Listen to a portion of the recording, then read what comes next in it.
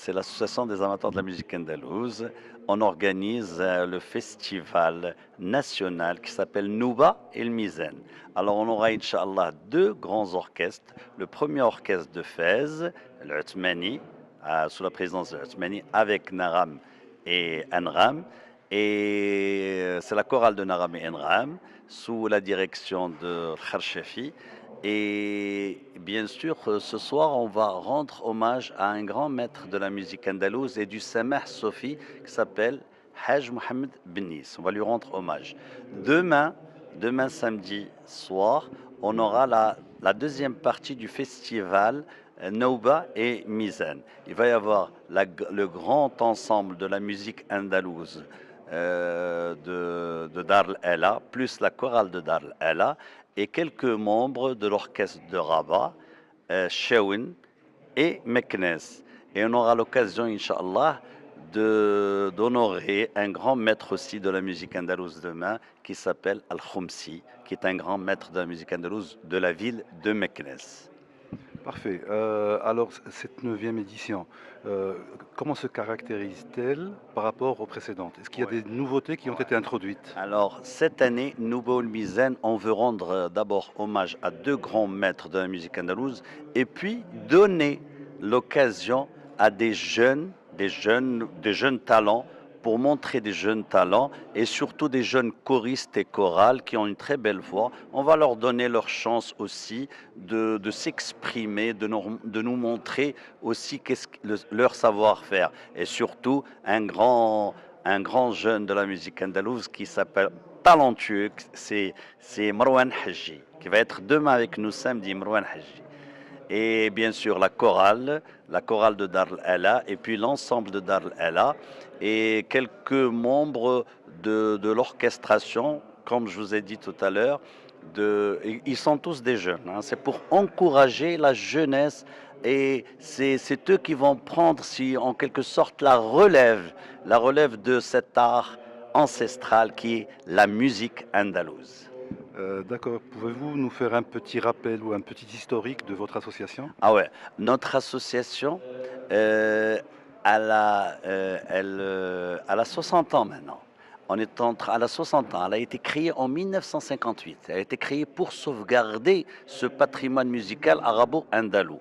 Dernièrement, notre association, elle a acquis la maison Dar el-Ela, au Habous, Dar el-Ela, et on a fait un musée de la musique andalouse. Ce musée, il y a des écoles, des touristes, des gens qui aiment l'art, qui viennent visiter ce grand musée de la musique andalouse où il y a des instruments, des manuscrits, des instruments, des manuscrits. Et tous les jeudis, on a un petit concert de la musique andalouse, un concert animé que par des amateurs de la musique andalouse. Tous les jeudis, je vous invite à venir tous les jeudis à Dar el-Ela pour écouter de la musique andalouse. Et par l'occasion, cette année, Berid el-Maghreb a édité un timbre en 100 000 exemplaires à l'occasion du 60e anniversaire de notre association. C'est à l'occasion des Journées du patrimoine, le Rotary, en association avec Dar el-Ela, ont souhaité que j'intervienne en leur exposant un peu le patrimoine de la ville de Casablanca. Alors, je préside moi-même un groupe de travail, un think tank qui s'appelle Tous pour Casa, que nous avions mobilisé déjà depuis 2010 pour plusieurs axes et plusieurs réflexions sur la ville de Casablanca. Et donc j'ai eu l'occasion de partager non seulement quelques référentiels historiques, mais en mettant en avant les éléments constitutifs du patrimoine de Casablanca. Quelques-uns, parce qu'ils sont plus nombreux bien entendu, mais ceux qui sont, dirais, les plus visibles.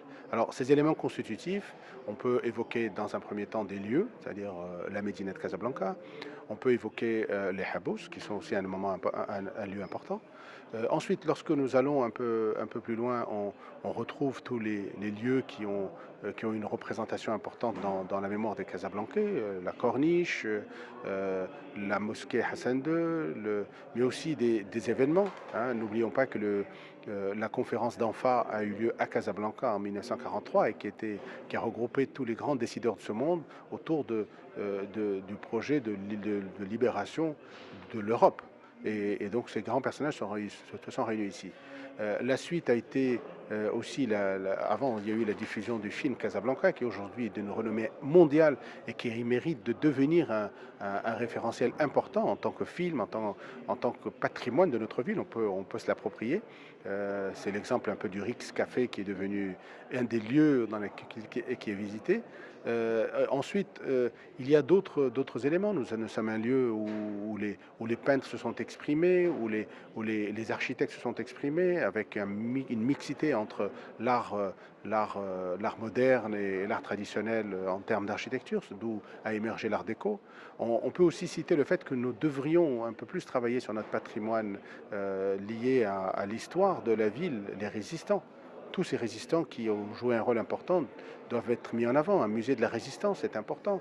Mettre en avant l'histoire pour que nous apprenions ce que tous ces personnages ont fait, comment ils se sont sacrifiés pour nous permettre aujourd'hui d'être là où nous sommes. Alors on peut aller plus loin avec tout ce qui a trait au volet musical, ensuite à la fantasia qui fait partie de la tradition, à la haïta qui est d'une plan musical extrêmement importante. Et tous ces éléments, pourquoi? Parce qu'une ville n'a une attractivité qu'à par rapport à 4 éléments. Sa dimension économique, sa force économique, et nous l'avons. La capacité des ressources humaines qu'elle a, nous les avons. Sa gouvernance, comment elle est gérée, comment elle facilite la vie aux uns et aux autres. Il y a un début de travail, mais il y a encore beaucoup de travail à faire. Et enfin, sa force culturelle et sa capacité à préserver son patrimoine. Et c'est là un peu l'objectif, un peu de travail sur lequel nous sommes et qui mérite des lieux, des musées, des films, des expositions, une dynamique. Et c'est ce qui va permettre de réconcilier les Casablancais avec leur ville, d'avoir plus d'attractivité et de préparer ce que Casablanca sera demain pour nos enfants.